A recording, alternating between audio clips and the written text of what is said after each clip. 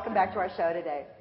You know, our lives here in Bali are not all about glamorous villas all the time and beautiful stuff and exciting film premieres. That just happens to be this week.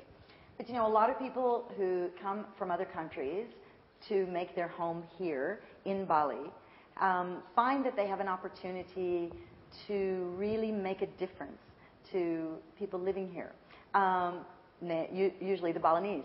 So I wanted to make sure that you get to hear some of the stories of that side of the expat experience here in Bali as well. So I've invited a really, really great friend of mine to talk today. So I'd like to introduce you to my friend, Christina Iskandar. Hi. Hi, Nancy. Great. So here, I've just done this thing, how our lives are not all about glamorous stuff. And look at you. You look gorgeous. Oh, thank you. I'm wearing Joy jewellery today by a friend of mine, Jenny. And I'm also wearing Sabia, another friend of mine, Claudia Duarte. That's your dress. That's it. All right. So there you go. Yeah, I have to be honest. Christina's friend got me the jewelry. I'm giving it back. I am giving it back. You should go buy one. They're beautiful. I should. I do love this. It's very nice. And this. Very nice. It's driving our audio technicians crazy. Keep the hands still. So, now, Christina, everybody's got a great Bali story. Mm-hmm. Please tell us your Bali story. Okay, well, I came to Bali in 1983. Okay. I'm married to an Indonesian of 20 years. Oh, all right. He's from Jakarta. He's not Balinese. He must be older than 19 years. We're not from Ubud. No, we're not. And we have 3 sons. And we moved back to Bali because I wanted to bring the children here and introduce them to pretty much learn about their ancestors and learn more about Indonesia. And how's that going? It's going fantastic. The transition's been amazing and the kids love living here and I love being here and yeah, so we're here now. Well, you know, your timing in Bali qualifies you to be one of our legends. You know, the people who were here way back when. Way back when you didn't go as far. You didn't go further than Jalan Padma. It was pretty much if you were going to Canggu, you literally packed your bags to go to Canggu. It seemed that far. I do remember that. So yeah, I was here for the first time in '91. Wow. And I remember sitting at Mare's Warung, the original one, and some people who'd been here for a long time were discussing the different things that I should see. Yeah. And somebody said you should go out to the Oberoi Hotel, and someone went, all the way there? That's so far. Well, Mare's Warung actually just had their birthday. They turned 40. So Mare's Warung's been around for a long time. 40 years is a long time. Very successful. So what else did you do? Come on, tell the story. Well, went to a few parties in the late 80s, early 90s. I was invited to a party in Ubud, and it happened to be a party for Mick Jagger and David Bowie. He really did. I heard that they came here, but really. But back then it wasn't unusual to see. I mean, Phil Collins was playing at Kayawapi, which was a live band where acts used to play, so Phil Collins was there. Madonna happened to be in the Apothec, which is the chemist up the road, and we saw a lot of stars, but back then a lot of them did come here, and yeah, they were just like you or I, sitting down, mixing, talking. It was great. So I find it interesting for people who knew Bali then. How do you cope with Bali as it is today? Well, I've learned I like Bali of today because it's got a bit of the old and still a bit of the new, and we can get away from it when we want to. And that's the beauty of Bali. You know, everything's accessible to us now here, but we can still get away from it if we want to, and it's only like an hour's drive. Well, and you get to often go up to the north side. I do, and I do a lot of charity work, and I'm really proud about that. Well, this is what I specifically wanted to talk about. Yeah. There are people who are making a difference, and I know you're one of them. Now, what is this most recent thing? Well, I've joined together with BIWA, which is the Bali International Women's Association, and we recently went up to a village in Karanasem at the Soraya Elementary School and saw some of the children up there at that school and handed out a lot of donations and you gifts. brought me photos, right? I did bring you photos, so we've got some photos for you to look at. We do. We're going to find a way to show you these photos. Okay. Yeah. We'll do it in post. Go ahead. Yeah. Karen asked. The Soraya Elementary School is it's a poor village, and the children do walk quite a distance to get to school.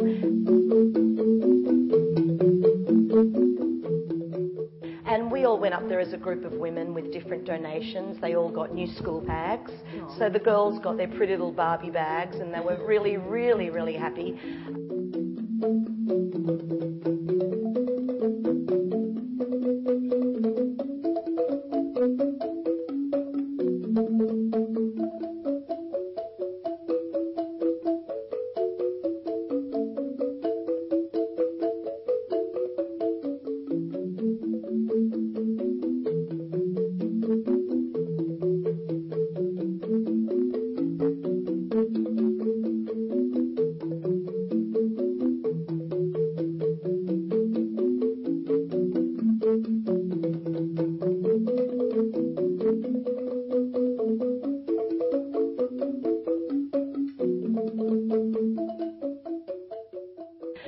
Some of the volunteer women bought up some ribbons and, you know, just something as simple as that, put into the little girl's hair. Pink ribbons made such a difference. They were all so, so happy.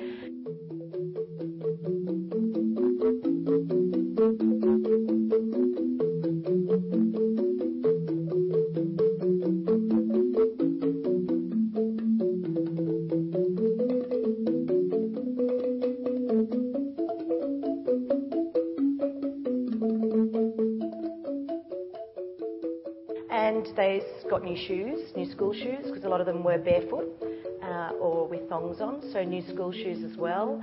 Lots of food, nutritious food.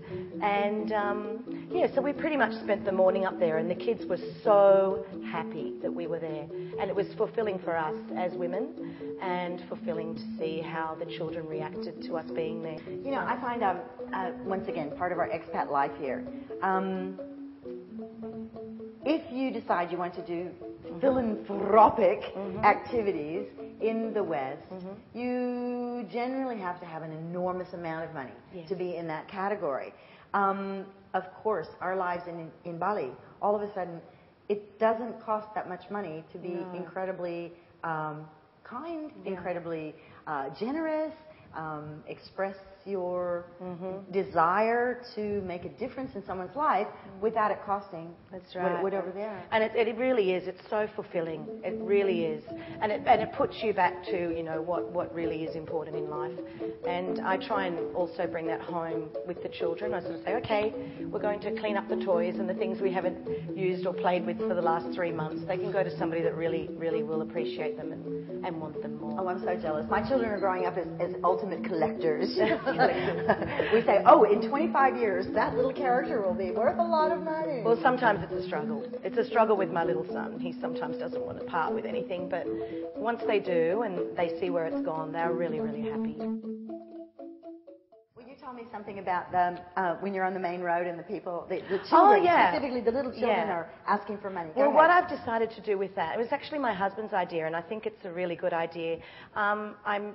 I know a lot of us will know on Sunset Road, the bypass road, that you do get a lot of beggars at the longest traffic lights. Specifically children. Specifically children. Children carrying children. Walking on the traffic with all the cars like this. Yeah, children carrying babies.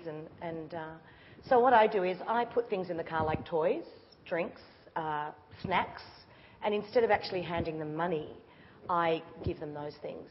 And it's fulfilling, and the kids love doing it. And I think if everyone had, you know, tried to do that, it'd be great. I think that's a great idea. Yeah. So come on, you guys. Yeah. You live here in Bali. We really can make a difference. Now, specifically, it's October. We're heading into Christmas. And I know, Christina, you have something you should tell us about. Yes, I do. Aiming for the Christmas thing. Go. Okay, I do the Christmas appeal. And I had a Christmas appeal last year that was very, very successful. And we managed to raise 25 million rupiah through myself and SLK School, Sekolah Lentera Kasih. And I also had drop-off boxes, donation boxes. One was at the corner store in Jalan Oberoi, one was at Grocer and Grind, one was at a local salon, and one was at the school. And when those boxes filled up with toothbrushes, toothpaste, soccer balls, clothing, unwanted toys, they were overflowing. And we managed to take all of those up to the Maria Goretti Orphanage, which is in Palasari in West Bali. It's about a 3.5-hour drive, and the children were ecstatic. And it was their Christmas gift from us, from expats living here in Bali, making a difference. That's marvelous. Marvelous. That's really, really Yeah, really no, good. it is. It's great. All right. The challenge has been posed. Yes. So you've chosen to live here in Bali. Don't just sit around the pool. Even though we'd like to. And read Dr. Rob and watch marvelous videos and go to film festivals and stuff. There's another side of it. And the Balinese people, those people specifically, really will They need see a difference in their lives that you can make. So thanks. Okay. We got to take a break. Yes. And I want to thank you. You're welcome, Nancy. All right. Okay. See Thank you. ya Thanks for having me. soon. Okay. Absolutely. So we'll be back right after this break.